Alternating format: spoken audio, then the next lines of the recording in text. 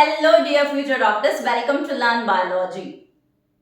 आपने अब तक इतने सारे जो लेक्चर्स देखे वो सेल बायोलॉजी के देखे और हमारी सेल बायोलॉजी ऑलमोस्ट कंप्लीट हो चुकी है। आज हम सेल बायोलॉजी का लास्ट टॉपिक स्टार्ट कर रहे हैं, दैट इज न्यूक्लियस। और इस टॉपिक को हम एनसीईआरटी से और उसके अलावा और भी डेप्थ तक इस टॉपिक को कंप्लीट करने की कोशिश करेंगे, जिससे कि इससे रिलेटेड सारे आपके क्वेश्चंस सॉल्व हो जाएं। सो बच्चों, लेट्स स्टार्ट। टॉपिक को बहुत अच्छे से कवर करते हैं। आप स्टार्टिंग से एंड तक वीडियो को देखें और इसे समझने की कोशिश करें। न्यूक्लियस। न्यूक्लियस के लिए एक और वर्ड यूज किया जाता है, कैरियन। आप तो इससे फैमिलियर हैं। आपको बताया गया था there are two types of cells, prokaryotic cells और यूकैरियोटिक सेल्स। ऐसी सेल्स जिनमें लेस डेवलप है प्रोकैरियोटिक, है ना, और मेम्ब्रेन बाउंड है, ठीक है। न्यूक्लियस है वेल डेवलप यूकैरियोटिक। तो न्यूक्लियस वर्ड यहाँ पे न्यूक्लियस के लिए आप कैरियन टर्म भी यूज कर सकते हैं, ठीक है। यहीं से एक बात निकल के आती है कि स्टडी ऑफ न्यूक्लियस जो है वो आपकी कैरियोलॉजी कहलाती है। अब न्यूक्लियस से रिलेटेड आप वहां पे न्यूक्लियस की स्टडी कर रहे हैं, क्रोमैटिन की स्टडी कर रहे हैं, क्रोमोसोम की स्टडी कर रहे हैं, कैरियोलॉजी, ठीक है। अब न्यूक्लियस को सबसे पहले डिस्क्राइब जिस साइंटिस्ट ने किया उनका नाम था बच्चा रॉबर्ट ब्राउन।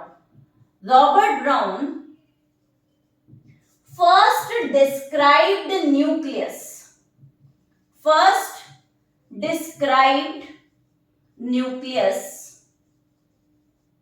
इन 1831। 1831 में इन्होंने न्यूक्लियस को डिस्क्राइब करा और किस में डिस्क्राइब किया? ऑर्किड रूट सेल्स में डिस्क्राइब करा। उसके बाद कौन आया? उसके बाद न्यूक्लियस की स्टडी करने के लिए मैंने आपको बताया है कि अगर कोई स्ट्रक्चर कलरलेस होती है तो उसे अच्छे से स्टडी करने के लिए आप उसे क्या कर देते हो? कलर कर देते हो, उसकी विजिबिलिटी बढ़ाने के लिए। तो इसी तरह से न्यूक्लियस को भी स्टेन किया गया और न्यूक्लियस was stained by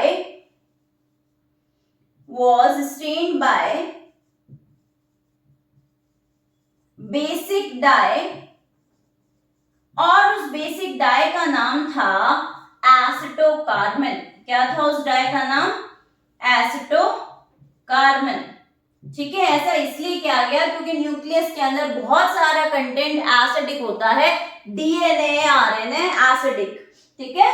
तो हमने कहा nucleus was stained by basic dye, वो था एसिटोकार्बन। और उसके बाद जो वहां पे स्ट्रक्चर दिखाई दी, जो भी मटेरियल वहां दिखाई दिया, ठीक है, जो मटेरियल वहां पे दिखाई दिया उसे क्रोमैटिन कहा गया। और जिस साइंटिस्ट ने उसे क्रोमैटिन कहा वो कौन थे? फ्लेमिंग थे। और उन्होंने क्या कहा? ये जो क्रोमैटिन है, this is elaborate and extended network of nucleoprotein fibre. What is this? ये क्रोमैटिन जो है, this is elaborate and extended network of nucleoprotein fiber, ठीक है। ये elaborated and extended network है न्यूक्लियोप्रोटीन फाइबर का। इतनी बात समझ में आती है। अब यहां से ये बात निकल के आती है कि आपका जो न्यूक्लियस है वो करता क्या है भाई? आपने देख लिया कि इसने ऑब्जर्व किया, इसने वहां पे क्रोमैटिन देखा, उसके अंदर मिलने वाला व्हाट इज क्रोमैटिन? न्यूक्लियस में मिलने वाला मटेरियल है जो कि न्यूक्लियोप्रोटीन फाइबर का बना हुआ है। अब ये न्यूक्लियस मिलता कहां पे, करता क्या है? एक्चुअली ये न्यूक्लियस सेल को कंट्रोल करने का काम करता है, सेल की डिवीजन को रेगुलेट करता है। इसलिए आप इसे ब्रेन ऑफ द सेल भी कहते हैं, controlling organelle of the cell भी कहते हैं, है ना। तो आप इसे क्या कह सकते हो? Brain of the cell, controlling organelle of the cell,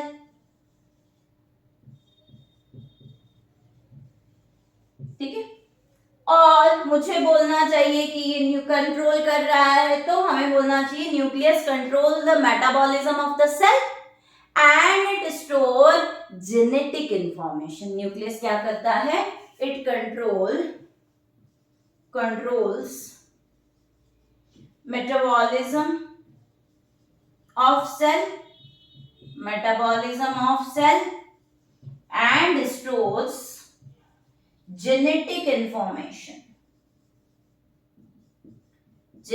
information को स्टोर करके रखता है। ओके, अब देखते हैं कि ये न्यूक्लियस कहाँ मिलता है और कहाँ नहीं मिलता है। तो हम ध्यान रखें कि प्रेजेंट तो होता है न्यूक्लियस कहां पे? Present in all eukaryotic cells except mature mammalian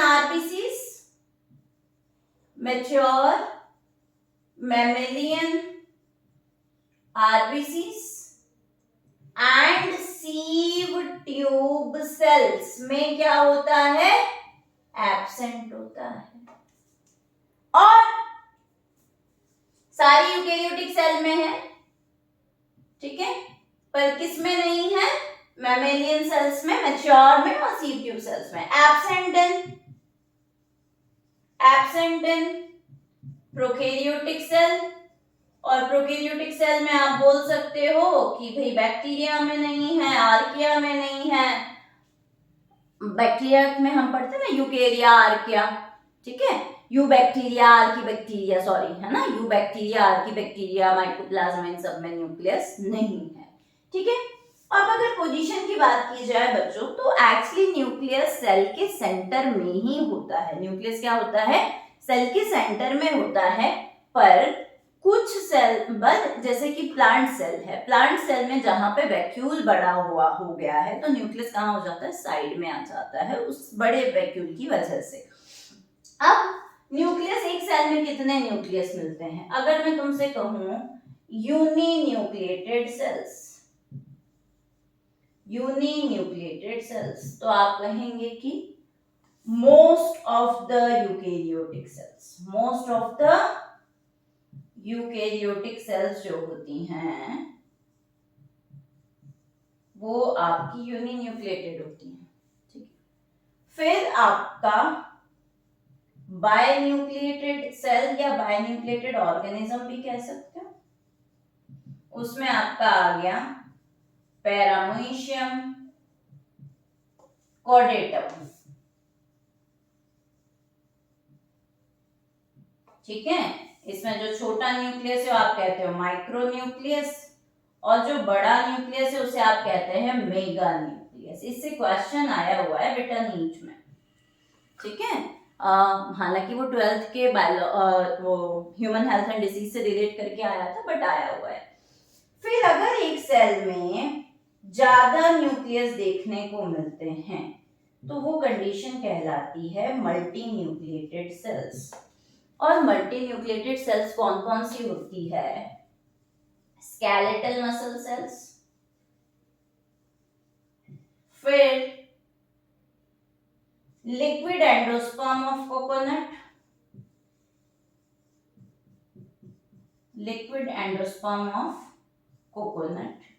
multi nucleated cells के और भी एग्जाम्पल है, मैंने अभी यहाँ पे सिर्फ इतने ही इंक्लूड किए हैं।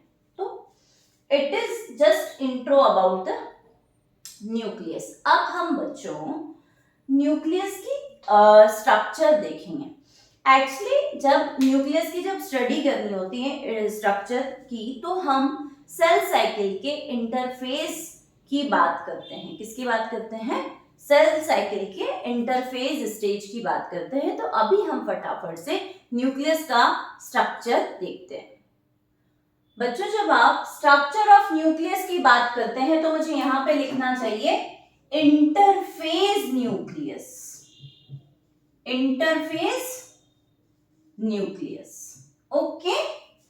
अब इंटरफेस न्यूक्लियस का मतलब क्या है? एक्चुअली जब सेल डिवीजन होता है, मींस सेल की जो सेल साइकिल होती है उसमें इंटरफेज में आपको न्यूक्लियस दिखाई देता है, उसके बाद डिवीजन फेज में आपकी न्यूक्लियर मेम्ब्रेन डिसअपियर होने लग जाती है, तो वहां पे आप उसकी स्टडी नहीं कर पाते। तो बेस्ट टाइम जो है न्यूक्लियस को जब आप स्टडी कर पाते हो तो वो इंटरफेज है, ठीक है।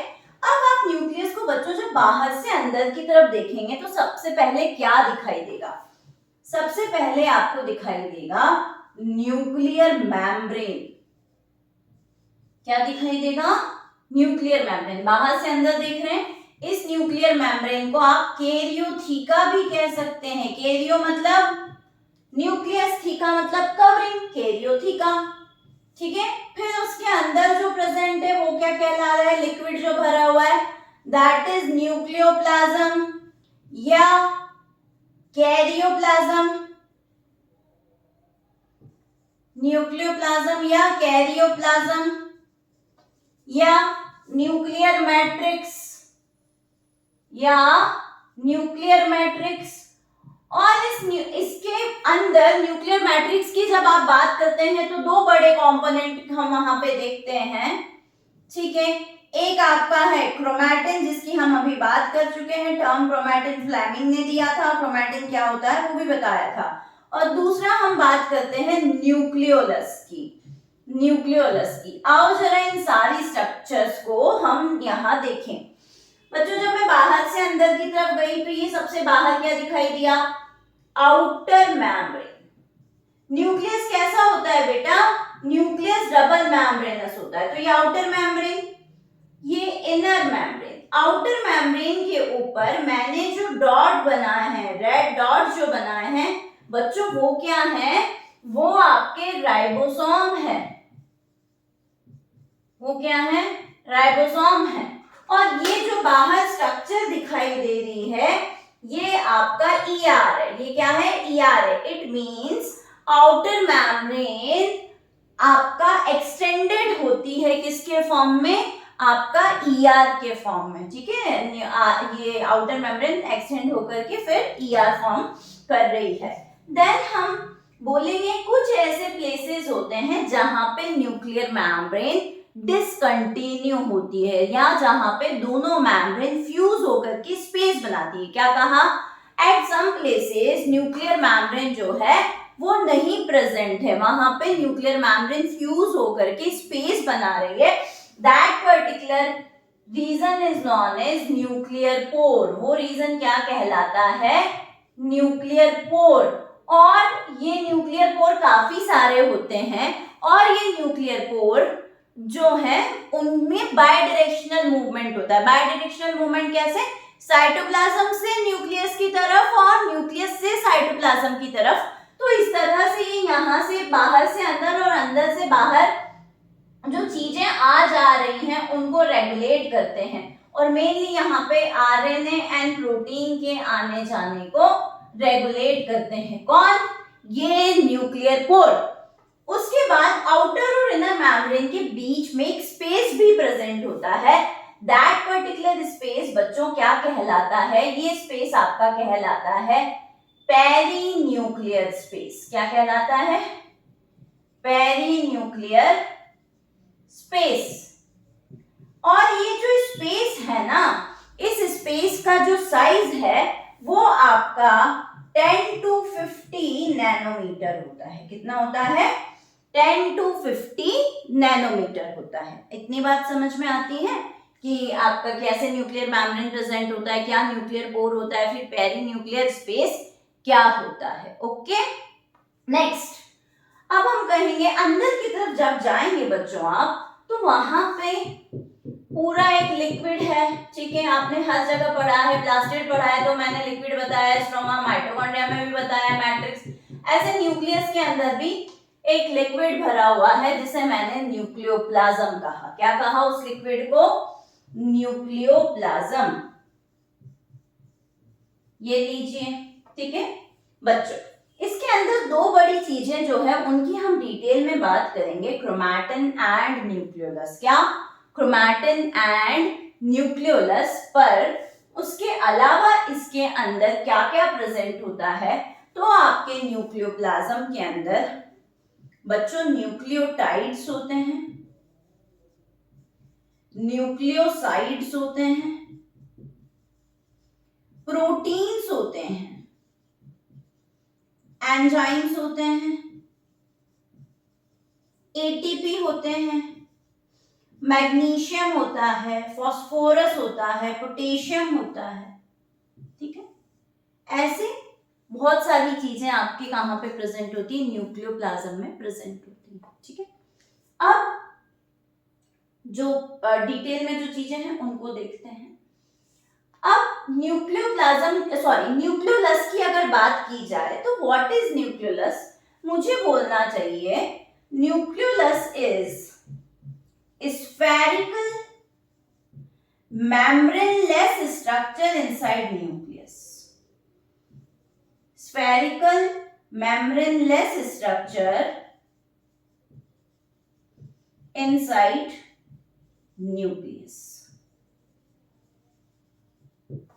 ठीक है, अब ये स्फेरिकल है, मेम्ब्रेनलेस स्ट्रक्चर है न्यूक्लियस के अंदर, तो क्योंकि मेम्ब्रेनलेस है तो इसका सारा कंटेंट इसके कांटेक्ट में रहता है, न्यूक्लियस के कांटेक्ट में रहता है। मींस यहाँ ये जो सारी चीज है इसके कांटेक्ट में रहती है, क्योंकि उसके यहाँ पे कोई डिफाइंड बाउंड्री या मेम्ब्रेन नहीं है, तो वो सारी चीजें जो है उसके कांटेक्ट में रहती है। क्रोमैटिन भी, फिर आपका क्या कहते हैं न्यूक्लियोप्लाज्म भी, ये सब कांटेक्ट में रहता है।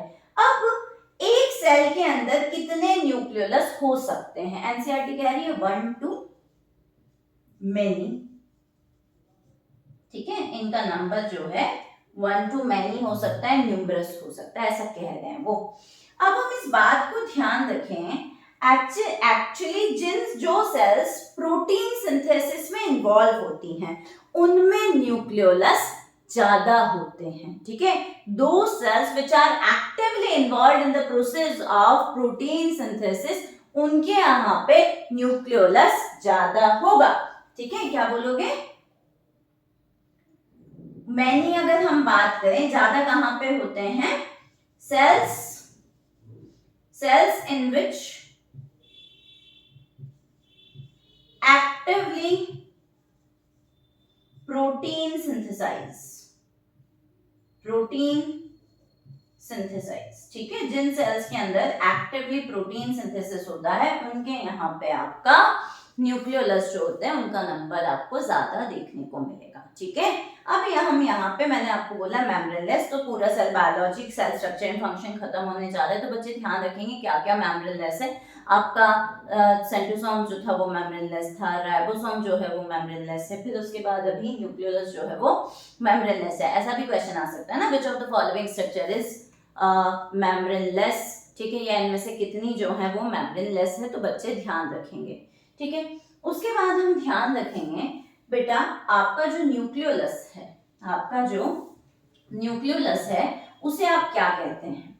ठीक है, उसे आप राइबोसोम की फैक्ट्री भी कहते हैं, फैक्ट्री ऑफ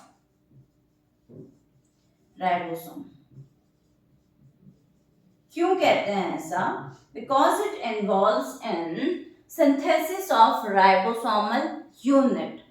राइबोसोमल यूनिट को बनाने में ये क्या होता है, इन्वॉल्व होता है। और एनसीईआरटी ने एक लाइन लिखी है बच्चों, क्या लाइन लिखी है, इन्वॉल्व्स इन, ठीक है, इसका क्या फंक्शन है, इन्वॉल्व्स इन एक्टिव आरआरएनए सिंथेसिस।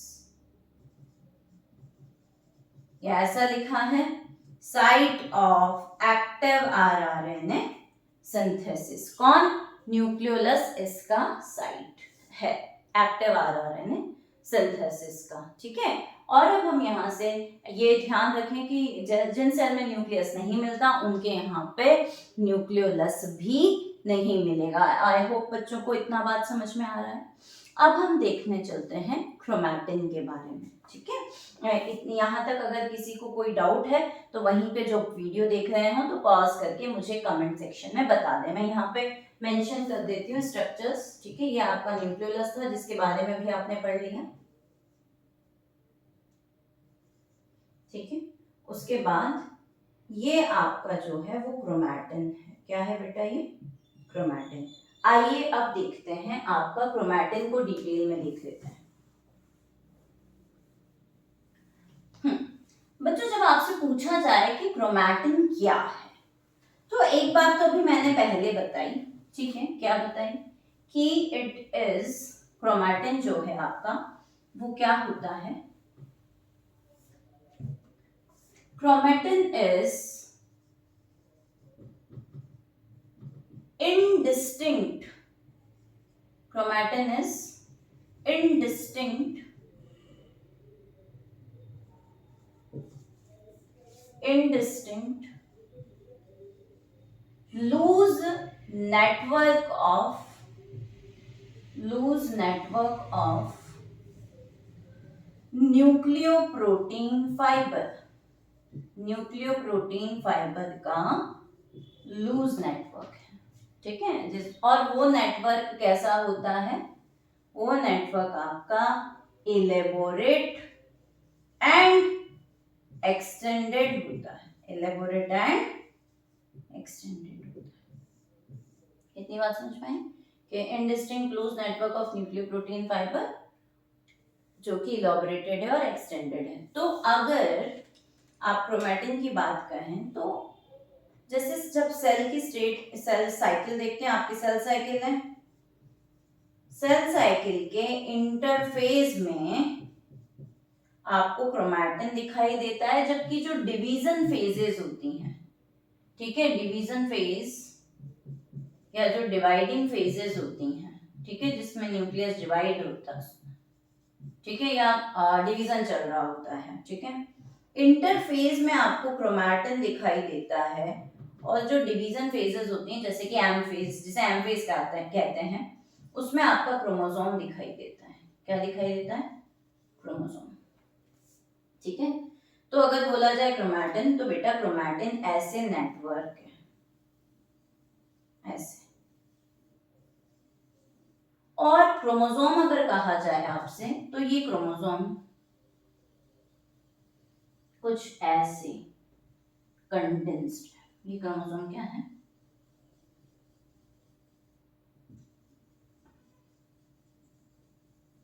ऐसे कंडेंस्ड, ठीक है। अभी इसमें और भी स्ट्रक्चर्स दिखाई देती है, मैं अभी आगे जब क्रोमोसोम डिटेल में पढ़ूंगी तो आपको बताऊंगी। तो this is the chromatin and this is the chromosome, ठीक है। ऐसे आप कन्वर्ट होता हुआ देखेंगे। अब क्रोमैटिन के भी बेटा जब स्टेनिंग की जाती है तो कुछ पर्टिकुलर रीजन ऐसे होते हैं जहां पे वो डार्क दिखाई देता है, और कुछ पर्टिकुलर रीजन ऐसे होते हैं जहां वो लाइट दिखाई देता है। तो देखो जरा, on the basis of that कहाँ लाइट दिखाई दे रहा है, कहाँ डार्क दिखाई दे रहा है, क्रोमैटिन के दो पार्ट कर दिए गए हैं। क्या कर दिए गए हैं, क्रोमैटिन के दो पार्ट। एक आपका है हेटेरोक्रोमैटिन और दूसरा है आपका यूक्रोमैटिन। एक है हेटेरोक्रोमैटिन और दूसरा है यूक्रोमैटिन। तो यहां ध्यान रखेंगे, जिस पर्टिकुलर रीजन में ऐसे डार्क अपीयरेंस आए, ऐसा क्यों होता है वो मैं अभी बता दूंगी आपको। जहां डार्क अपीयरेंस आए वो रीजन आपका हेटेरोक्रोमैटिन है,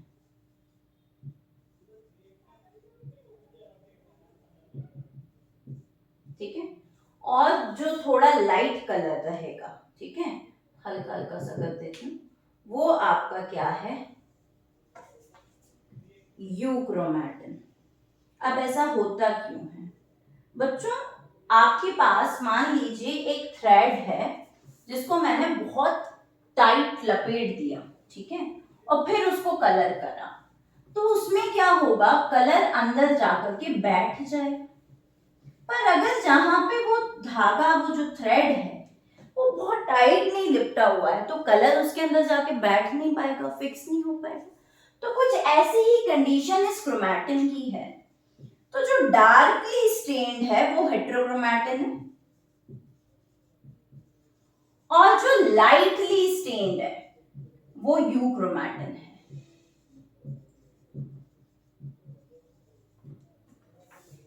हेटेरोक्रोमैटिन कंपैरेटिवली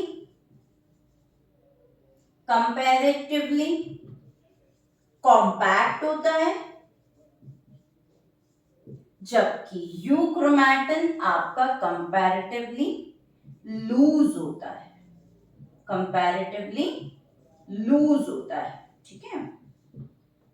और मोस्ट इंपॉर्टेंट बात, आपका हेटेरोक्रोमैटिन जो है, अगर आपसे पूछा जाए कि क्रोमैटिन किससे मिलके बना हुआ है बच्चों, तो आपका आंसर होना चाहिए क्रोमैटिन के अंदर डीएनए होता है, आरएनए होता है, बेसिक प्रोटीन हिस्टोन होती है, बेसिक प्रोटीन कौन सी होती है, हिस्टोन होती है, और कुछ नॉन हिस्टोन प्रोटीन होती है, कुछ क्या होती है, नॉन हिस्टोन प्रोटीन, ठीक है। तो इसीलिए जब तुमसे पूछा जाए हेटेरोक्रोमैटिन क्या में और यूक्रोमैटिन में क्या डिफरेंस है, तो पार्ट ऑफ द क्रोमैटिन, ठीक है, स्टेनिंग और ये तो है ही, part of the chromatin which do not take part, ठीक है, क्रोमैटिन का वो पर्टिकुलर रीजन, ठीक है, जो पार्ट नहीं लेते किसके अंदर, ट्रांसक्रिप्शन और ट्रांसलेशन में पार्ट नहीं लेते, वो हेटेरोक्रोमैटिन है, ठीक है। और जो यूक्रोमैटिन वाला रीजन है वो ट्रांसक्रिप्शन और ट्रांसलेशन में पार्ट लेता है। इसलिए मैंने अभी पहले इसका कंपोजिशन बताया कि DNA, RNA, basic protein, histone और नॉन हिस्टोन से मिलके ये बना होता है, क्योंकि डीएनए से आरएनए का बनना आपका ट्रांसक्रिप्शन है और बाद में आरएनए से प्रोटीन का बनना ट्रांसलेशन है। तो ये जो प्रोसेस है डीएनए से आरएनए का बनना, दैट इज ट्रांसक्रिप्शन, आरएनए से प्रोटीन का बनना, दैट इज ट्रांसलेशन, कंप्लीटेड, ठीक है। वो जो प्रोसेस है वो क्रोमैटिन के यूक्रोमैटिन वाले रीजन में होता है, हेटेरोक्रोमैटिन पार्ट नहीं लेता, ओके, ठीक है। तो आप बोलोगे it does not take part in transcription,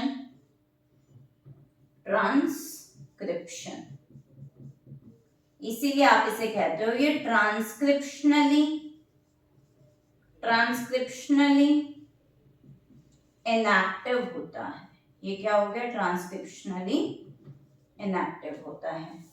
और ये वाला जो रीजन होता है ये ट्रांसक्रिप्शनली एक्टिव होता है। ये कैसा होता है, ट्रांसक्रिप्शनली एक्टिव होता है, यूक्रोमैटिन वाला। ये मेजर डिफरेंस है, काफी इंपॉर्टेंट डिफरेंस है, जो क्लास 12th में भी आप जब मॉलिक्यूलर बेसिस ऑफ इनहेरिटेंस पढ़ेंगे तो वहां ये चीज निकल करके सामने आएगी कि आपका जो हेटेरोक्रोमैटिन और यूक्रोमैटिन में क्या डिफरेंस होता है, ट्रांसक्रिप्शन और ट्रांसलेशन से रिलेटेड बात वहां पे आएगी। आई होप मेरे बच्चों को यहाँ तक क्रोमैटिन क्लियर होता है।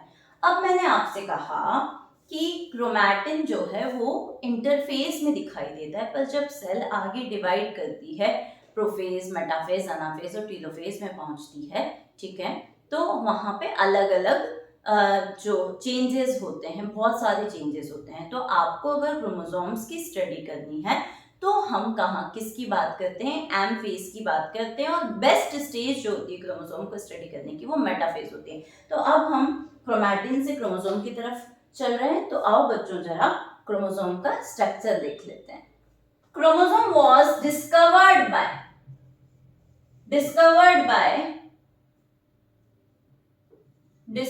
Bye Hofmeister in 1848। न्यूक्लियस को कब देखा गया, 1831 में, और उसके बाद क्रोमोसोम की जो डिस्कवरी हुई थी वो 1848 में हुई थी। और क्रोमोसोम कब देखे जाते हैं, आपकी डिवीजन फेज में। डिवीजन फेज बोले तो एम फेज, और एम फेज में जो बेस्ट स्टेज होती है, ठीक है, एम फेज का मतलब यहाँ पे डिवीजन फेज है जिसके अंदर 4 फेजेस आती हैं, प्रोफेज, मेटाफेज, एनाफेज, टेलोफेज। तो जो बेस्ट स्टेज है to study the chromosome, best stage to study the chromosome is metaphase.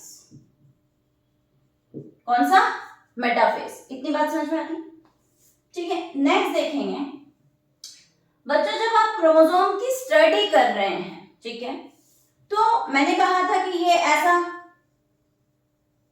पूरा कंडेंस फॉर्म में दिखाई दे रहा है, ठीक है। अब इस स्ट्रक्चर को डिटेल में जब मैं देखती हूं तो आपका एक क्रोमोसोम के पास 2 क्रोमैटिड होते हैं। एक क्रोमोसोम में जो आपके 2 क्रोमैटिड होते हैं, तो आप ऐसे समझे ये आपका एक क्रोमोसोम है, ठीक है। ये ऐसे अगर मैं क्रोमोसोम की बात करूं तो ये पार्ट ऐसे अंदर की तरफ कॉन्स्ट्रिक्टेड है। सपोज दैट ये एक क्रोमोसोम है, ठीक है। तो ये पार्ट ऐसे डिप्रेस्ड है ना अंदर की तरफ, तो ये पर्टिकुलर पॉइंट, ठीक है, जो अंदर की तरफ डिप्रेस्ड है, उस पर्टिकुलर पॉइंट को मैंने कहा प्राइमरी कॉन्स्ट्रिक्शन। क्या कहा? प्राइमरी कॉन्स्ट्रिक्शन या सेंट्रोमियर, या centromere, not centrosome, okay, no centrosphere, it is centromere. क्या कहा? जब आप क्रोमोसोम की स्टडी करेंगे मेटाफेज में तो हम क्रोमोसोम देखेंगे ऐसे लंबा एलोंगेट, थिन एलोंगेटेड होता है। उस थिन एलोंगेटेड स्ट्रक्चर में वो पर्टिकुलर रीजन जो आपका थोड़ा कॉन्स्ट्रिक्टेड है, ठीक है, अभी बताया, वो पर्टिकुलर रीजन आपका प्राइमरी कॉन्स्ट्रिक्शन या सेंट्रोमियर कहलाया। और दिस सेंट्रोमियर होल्ड्स 2 क्रोमैटिड। ये 2 क्रोमैटिड को होल्ड करके रखता है। अब आप सोचेंगे क्रोमैटिड क्या है, तो बच्चों ये जो दिखाई दे रही है ना आपको पार्ट, अभी तो पूरा एक था, अब इसके 2 पार्ट दिखाई दे रहे हैं, ठीक है, ऐसा करके दिखाई दे रहे हैं ना, ये एक रीजन और ये एक रीजन। तो ये दोनों क्या है? दिस इज क्रोमैटिड, ठीक है, and it is also chromatid. और इन दोनों को आपस में क्या कहेंगे? Sister chromatid. इन दोनों को आपस में क्या कहेंगे? Sister chromatid. अब अगर इस क्रोमैटिड को इस क्रोमैटिड से कंपैरिजन किया जाए तो नॉन सिस्टर क्रोमैटिड। मेरे दोनों हाथ आपस में सिस्टर क्रोमैटिड, पर मेरा हाथ और तुम्हारा हाथ नॉन सिस्टर क्रोमैटिड, ओके। तो ये आपने कहा कि क्रोमोसोम था, ऐसा बोला, ये गर्दन की बात करके बोला कि ये वाला कॉन्स्ट्रिक्टेड पार्ट आ गया, प्राइमरी कॉन्स्ट्रिक्शन या सेंट्रोमियर, ठीक है। और एक सेंट्रोमियर 2 क्रोमैटिड को होल्ड करके देखता है, तो ये एक साइड वाला पूरा लंबा पार्ट एक क्रोमैटिड, दूसरा वाला दूसरा क्रोमैटिड। अब जब आप सेंट्रोमियर की बात करते हैं बच्चों, तो उस सेंट्रोमियर के ऊपर एक यहाँ पे सेंट्रोमियर पे डिस्क शेप एक प्रोटीन होता है बेटा। That disc shape protein is known as kinetochore. वो प्रोटीन क्या कहलाता है? काइनेटोकोर।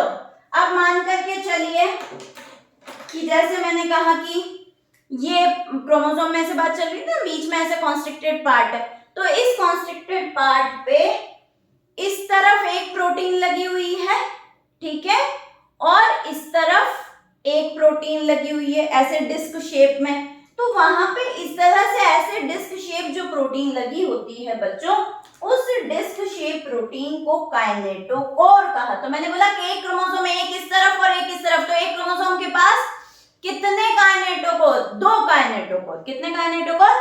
2 काइनेटोकोर। तो अगर आपकी एक डिप्लॉइड सेल के अंदर 46 क्रोमोसोम है तो काइनेटोकोर कितने हो जाएंगे? हैं?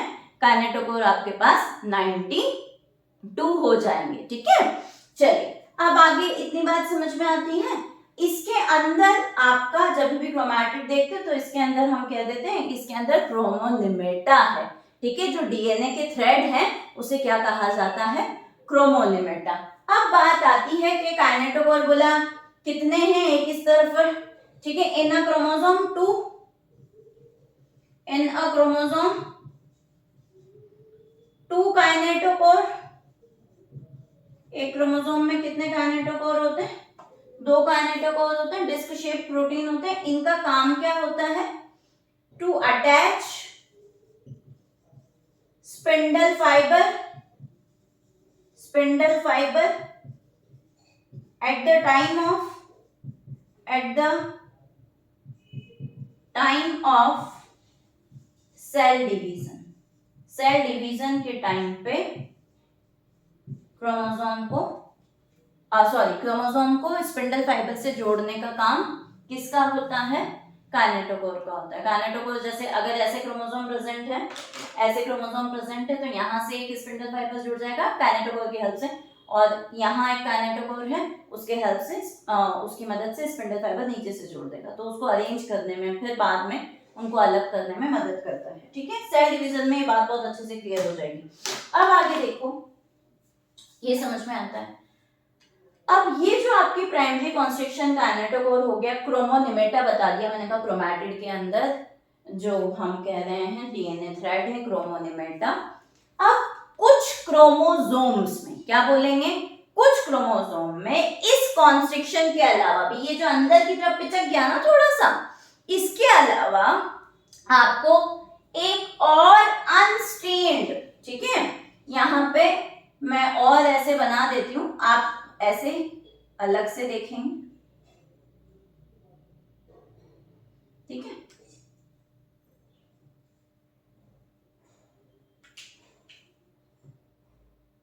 मैंने रेड बनाया है बट एनसीईआरटी कह रही है नॉन स्टेन्ड रीजन। ठीक है, तो यहां आप इसको मार्क करेंगे, इन सम क्रोमोसोम नॉन स्टेन्ड रीजन जो है वो आपका सेकेंडरी कॉन्स्ट्रिक्शन है। ठीक है, बाकी सारे अलग से रीजन, इन सम क्रोमोसोम नॉन स्ट्रेन रीजन, और वो नॉन स्ट्रेन रीजन भी कैसा है, कॉन्स्ट्रिक्टेड है, उसे कहा जाता है सेकेंडरी कॉन्स्ट्रिक्शन। क्या कहा जाता है, सेकेंडरी कॉन्स्ट्रिक्शन। और बच्चों ये ऐसे बल्ब की तरह दिखाई देता है, अलग से ऐसे बल्जिंग दिखाई दे रहा है, दैट्स व्हाई इस पर्टिकुलर रीजन को सैटेलाइट भी कहा जाता है। क्या कहा जाता है, सैटेलाइट। सबसे ज्यादा खास जो बात ध्यान रखने की है वो ये है कि ये जिसे आप, ये मैंने कह दिया सेकेंडरी कॉन्स्ट्रिक्शन है ना, एनसीईआरटी में डायग्राम में मार्क किया हुआ है ना सेकेंडरी कॉन्स्ट्रिक्शन। ठीक है, या फिर इसको हम कह सकते हैं ये वाला रीजन ऐसे मार्क किया हुआ है सैटेलाइट। क्या मार्क किया हुआ है, सैटेलाइट। ठीक है, तो ये खास बात जो है बेटा, ये सैटेलाइट सारे आपके 46 क्रोमोसोम में देखने को नहीं मिलती, कुछ क्रोमोसोम में देखने को मिलती है, और जिनमें देखने को मिलती है उन्हें मार्कर क्रोमोसोम कहते हैं। ठीक है, मार्कर रीजन कहते हैं। ठीक है, आई होप इतनी बात समझ में आती है क्रोमोसोम की। अब on the basis of position of centromere, on the basis of position of centromere, ठीक है, ये जो डायग्राम है टाइप्स ऑफ क्रोमोसोम होते हैं बेटा, on the basis of position of centromere आपके टाइप्स ऑफ क्रोमोसोम होते हैं। ठीक है, अब यहां पे हम देखते हैं कि on the basis of position of centromere types of chromosome कौन से होते हैं, देखेंगे जरा। एक आपका होता है बच्चों मेटासेंट्रिक क्रोमोसोम। जब कभी भी सेंट्रोमियर एकदम बीच में प्रेजेंट हो क्रोमोसोम के, तो वो क्या है, मेटासेंट्रिक। ठीक है, यहां पे आप क्या देख रहे हैं, on the basis of position type of chromosome देख रहे हैं, तो एक आपका है मेटासेंट्रिक क्रोमोसोम, फिर आपका है सब मेटासेंट्रिक क्रोमोसोम, फिर आपका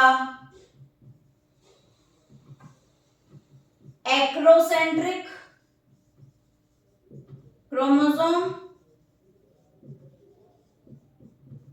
और फिर आपका टीलोसेंट्रिक क्रोमोसोम। इसका मतलब क्या है, अगर centromere at the mid of chromosome, at the mid place of chromosome, अगर आपका at the mid place of chromosome if centromere is present, ठीक है, आगे लिखते हैं इसको, if centromere is present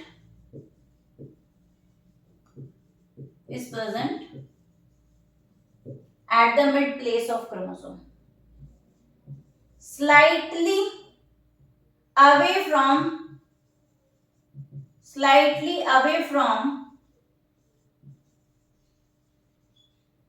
mid place,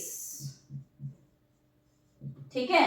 जैसे अगर मैं इसे मेटासेंट्रिक क्रोमोसोम कह रही हूं तो एकदम सेंटर में, इसमें थोड़ा सा दूर है, ठीक है। इसी वजह से बच्चों क्या होता है, ये जैसे ये शॉर्ट आर्म है, इसलिए क्या हो जाता है, अगर स्लाइटली अवे हो जाता है तो एक आर्म शॉर्ट हो जाती है, एक आर्म कैसी हो जाती है, लॉन्ग हो जाती है। तो ये दोनों शॉर्ट आर्म है, ये भी क्या है, शॉर्ट आर्म है, ये क्या है, लॉन्ग आर्म है, ठीक है। तो slightly away from the mid place, ठीक है। इसमें क्या बोलोगे, near the terminal region, near the terminal region, ठीक है। If centromere at near the terminal region, ठीक है। फिर उसके बाद सेंट्रोमियर कहां पे है, सेंट्रोमियर एट टर्मिनल, उसमें टर्मिनल के पास है और उसमें टर्मिनल पे है। एनसीईआरटी में भले लास्ट वाले डायग्राम में टर्मिनल के पास बताया, बट अगर ये टीलोसेंट्रिक क्रोमोसोम होता तो सेंट्रोमियर एकदम टिप पे होता, ठीक है। सेंट्रोमियर कैसे होता, ऐसे एकदम टिप पे होता, इसीलिए टीलोसेंट्रिक क्रोमोसोम को आई शेप कहा जाता है। क्या कहा जाता है, आई शेप। इनके बीच आई शेप होते हैं, वो मैं नहीं बता रही हूँ, एनसीईआरटी में मेंशन नहीं है इसलिए, ठीक है। तो I hope on the basis of position आपके मेटासेंट्रिक, सब मेटासेंट्रिक, एक्रोसेंट्रिक, टीलोसेंट्रिक, ये सारे क्रोमोसोम आपके क्लियर हुए हैं, ठीक है। मिड में है मेटासेंट्रिक, मिड से थोड़ा अवे है सब मेटासेंट्रिक, टर्मिनल के पास है, ठीक है, एकदम जो टॉप है उसके पास है तो उसे बोल दिया आपका एक्रोसेंट्रिक, और एकदम टिप पे है, टर्मिनल रीजन पे है तो वो क्या है आपका टीलोसेंट्रिक। टीलो का मतलब टर्मिनल ही होता है। तो यहाँ पे आप ध्यान भी रखें, मैं बता देती हूँ, क्रोमोसोम का ऐसा लास्ट वाला जो रीजन होता है ना, सिर्फ टीलोमियर कहते हैं। क्या कहते हैं, टीलोमियर, ठीक है, इतना ध्यान रहेगा। नीट में एक क्वेश्चन आया हुआ है आर्म रेशियो से। किससे क्वेश्चन आया हुआ है, आर्म रेशियो से। एक्चुअली जो आपका जब ये सेंट्रोमियर की जो पोजीशन होती है बेटा, उसमें शॉर्ट आर्म को आप कहते हैं पी, शॉर्ट आर्म को क्या कहते हैं, पी, और पी रिप्रेजेंट करता है पेटाइट को, और लॉन्ग आर्म को क्या कहते हो, क्यू। तो ऐसा जो क्वेश्चन आया था वो आया था आपका Q बाय P रेशियो से।